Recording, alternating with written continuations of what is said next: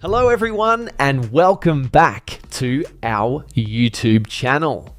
In this video, I'm going to show you how to fix Facebook mobile app not working. First, we'll start with something very simple, yet powerful. So over the time, apps store temporary files to load faster, but sometimes those files get corrupted and the app starts acting weird. To resolve this issue, we will first head over to our device settings. From here, scroll down and tap on General. Once you're in the General Settings tab, look for iPhone Storage option and tap on it. Over here, you can either search for the app or you can scroll down and look for it. Then tap on the app. On the next screen, you need to tap on the Offload app option. A confirmation pop-up will come up.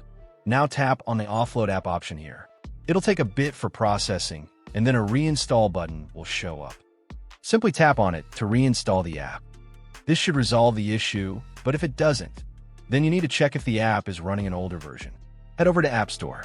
From here, double tap on this search icon in the bottom right corner, and then search for the app. Once the app comes up in the search result, and if you see this update button right next to the app, simply tap on it to make sure you're running the latest version of the app. However, if you continue to encounter this issue, then you will need to completely reinstall the app, which usually resolves the problem. Head over to this screen the way we did before. And over here, tap on the Delete App option here to uninstall the app from your device. A confirmation pop-up will come up. Now tap on the Delete option here. Once uninstalled, open up App Store and search for the app in the search bar.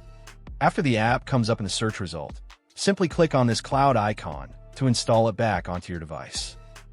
Hopefully, this resolves the issue. If it does, consider sending a super thanks to support our channel. And also don't forget to hit the subscribe button. We'll see you in the next video.